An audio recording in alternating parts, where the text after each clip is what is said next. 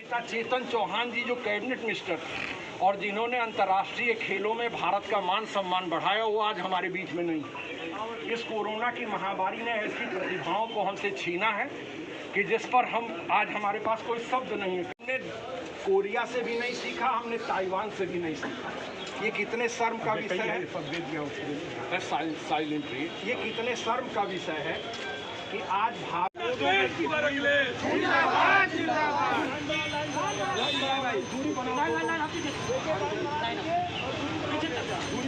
शब्दों में कहना चाहता हूं कि अगर प्रतिदिन भारत के अंदर 1 करोड़ लोगों का कोरोना टेस्ट कराया जाए तो इस समय भारत में 2 करोड़ से ऊपर लोग कोरोना से पीड़ित हैं। ये एक महामारी के आने वाले दिनों में हमें सत्याग्रह रूपी आंदोलन करना पड़ेगा। हम जेलों को भी भरने का काम करेंगे और सड़कों को भी गरमाने का काम करेंगे। मैं अधिकारियों की व्यवस्था को समझ रहा हूँ, ये अधिकारी कहीं बाहर से नहीं आए हैं, हमारे आपके भाई बेटे हैं। मैं इनसे भी कहना चाहता हूँ कि सरकारें आती और जाती आज हमारा ज्ञापन प्रदेश सरकार के जन विरोधी नीतियों के खिलाफ है, कोरोना में हुई घोटालेबाजी के खिलाफ समाजवादी पार्टी की तरफ से आजम साहब के उत्पीड़न को बंद करने के लिए, आजम साहब के रिहाई के लिए, उनके साथ जाति न करने के लिए, जो ओला से किसानों का भरपाई किया जाए, रेट खत्म करने के लिए एक बात किया गया है। क्या मानते हैं आप इसको? देखिए, अंग्रेजी और हिंदी के विवाद पर मैंने संसद के अंदर अपनी कोट उतार करके फेंक दिया था। मैं बड़े ही साफ शब्दों में कहना चाहता हूं कि अभी जो ये विरोध हुआ है वो कम हुआ है। देश का 60% अन्नदाता किसान मजदूर जो इस देश को चला रहा है, उसके विरोध में ये बिल पारित किया गया है। इसके लिए जितनी बड़ी से बड़ी कुर्बानी देनी हो, उस कुर्बानी को देने के लिए हमें तैयार रहना चाहिए। आज सपा के द्वारा धरना प्रदर्शन और ज्ञापन का दिवस रखा गया था, अनुमति ली गई थी। उसमें श्री विनोद कुमार त्रिपाठी पूर्व विधायक द्वारा ज्ञापन दिया गया। वो ज्ञापन देने के बाद पुनः दूसरा ग्रुप आ रहा था, उसमें भीड़ थी। सोशल डिस्टेंसिंग को ध्यान में रखते हुए उनको रोका गया और एक बार जब ज्ञापन दे दिया गया तो दोबारा उचित नहीं था, रोका गया। उस पर लोग जाने का प्रयास कर रहे थे, जिसमें 4 लोगों को गिरफ्तार कर लिया गया, बाकी को सोशल डिस्टेंसिंग के तौर पर हटा दिया गया। इसलिए जब गिरफ्तारी हो गई लोग अपने आप में भाग गए हैं। किसी पर कोई लाठीचार्ज नहीं है, कोई चोट चपेट नहीं है। ये बात अफवाह है। खिलाफ प्रदर्शन है, व्यापारियों के विरोधी के खिलाफ प्रदर्शन है। जीएसटी लागू किया गया, दुनिया भर का शोषण व्यापारियों का किया जा रहा है, उसके खिलाफ प्रदर्शन है। किसान विरोधी सरकार, ये सरकार तो किसानों का विरोध कर रही है। एमएफसी कहीं और रहेगा, उत्तर प्रदेश में कुछ और रहेगा, बंगाल में कुछ और रहेगा, उसके विरोध में प्रदर्शन है। ये हम लोग प्रदर्शन कर रहे हैं और हमारी मांगे हैं, जब तक इस सरकार को हम लोग उखाड़ा नहीं फेंकेंगे तब तक ये हमारी मांगे आंदोलन चलती रहेगी।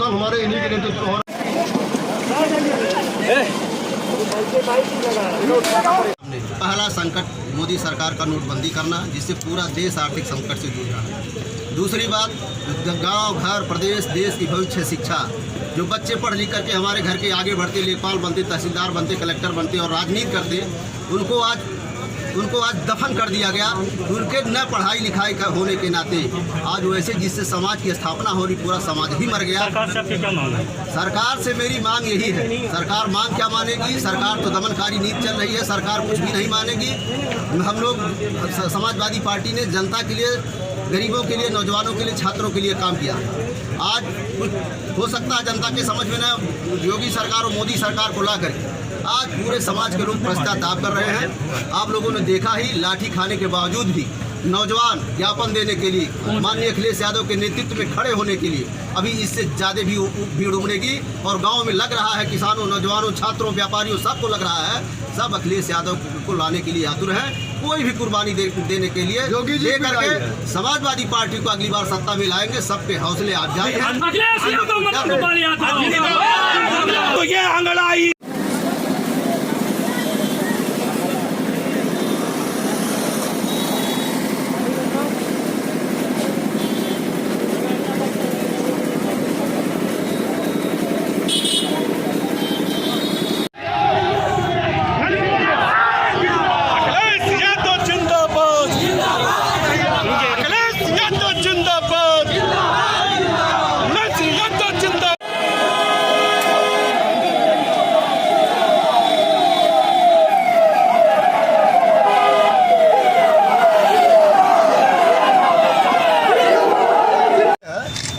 आज उत्तर प्रदेश में भारतीय जनता पार्टी की सरकार से आम जनता में आतंक मचा हुआ। महंगाई, बेरोजगारी, कोरोना में लाखों करोड़ों रुपए का घपलेबाजी किया गया है। आज हमारे राष्ट्रीय अध्यक्ष अखिलेश यादव जी के नेतृत्व में पूरे उत्तर प्रदेश में आज सरकार के विरोध में जनता, किसान, नौजवान, समाजवादी पार्टी के नेतृत्व में आज ये कार्यक्रम फरेंडा में हो रहा है। हिंदुस्तान की मूल व्यवस्था, हिंदुस्तान की मूल ज़रूरत जो है आपकी स्वास्थ्य और शिक्षा के लिए अलग जलाने वाले मोहम्मद आजम साहब को उत्पीड़न किया जा रहा है। उनको जेल में बंद किया गया, उनके परिवार को जान से मारने की साजिश हो रही है। हम हिंदुस्तान की आवाम से, क्योंकि हमको वजीर आला वजीर आलम पे जरा भी भरोसा नहीं है, हिंदुस्तान के आवाम से और न्यायिक प्रक्रिया से इस बात की मांग करते हैं कि आजम साहब के साथ इंसाफ किया जाए, उन्हें बिना शर्त रिहा किया जाए, उनको इंसाफ मिले। यही हम सब लोग समाजवादी पार्टी की मांग है। समाजवादी पार्टी क्या आजम साहब को फर्जी मुकदमे में फंसाया गया है? आपको भाई ये बात पता है कि उनके साथ जो है 140 मुकदमे हैं, सारे मुकदमे फर्जी हैं। एक कैबिनेट मंत्री जो 2 बार का राज्यसभा का सदस्य रहा, एक जो है यूनिवर्सिटी का कुलपति है जो आदमी 8 बार हिंदुस्तान के असेंबली का मेंबर रहा, जो आदमी हिंदुस्तान के पार्लियामेंट का मेंबर है, जो हिंदुस्तान के दूसरी बड़ी आज़ादी का नुमाइंदगी करता है, जो आदमी हिंदुस्तान के सारे सेकुलर जमात की नुमाइंदगी करता है, वो बकरी चुरा सकता है? कभी नहीं चुरा सकता। बकरी चोरी का मुकदमा, अगर उनकी रिहाई नहीं हुई तो आप क्या करेंगे?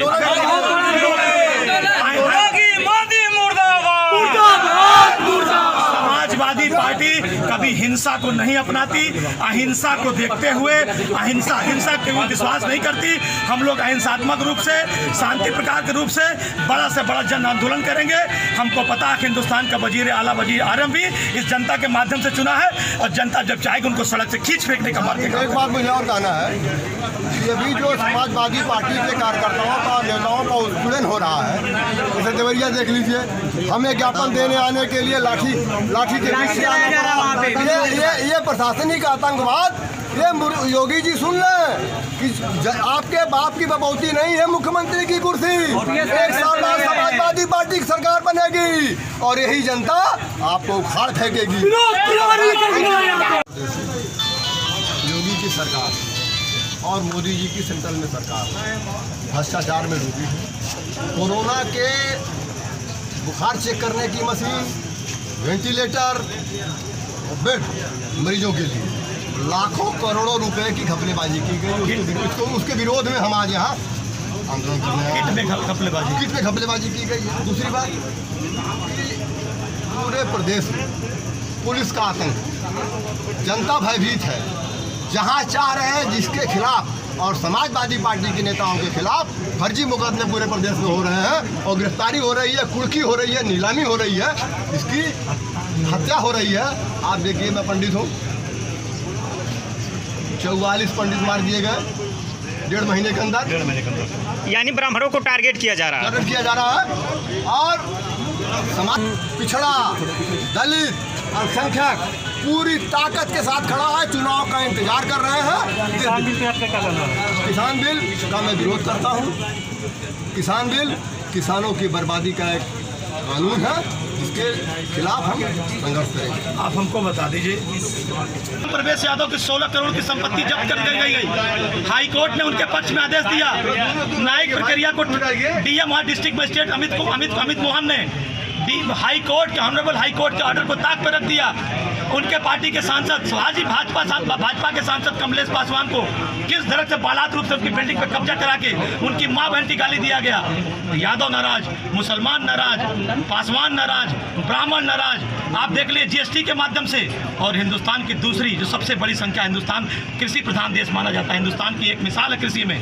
और कल जो बालात रूप से और कल लोकतंत्र की गला घोट के लोकतंत्र की हत्या करके, जहाँ पे लोकतंत्र कानून बनता है पार्लियामेंट में, उसी पार्लियामेंट में लोकतंत्र की हत्या करके जलकल किसानों के ताबूत पे आखिरी कीट ठोकी गई है। उसको समाजवादी पार्टी और हिंदुस्तान की आवाम बर्दाश्त नहीं करेगी। और ये लड़ाई तब तक चलेगी जब तक हिंदुस्तान का वजीर आलम को हम लोग घसीट के सड़कों पर नहीं ला देंगे। तब तक जनता हमारे साथ है और मुलायम सिंह यादव के साथ है, समाजवादी पार्टी। हमारे विधानसभा अध्यक्ष हैं, इनके नेतृत्व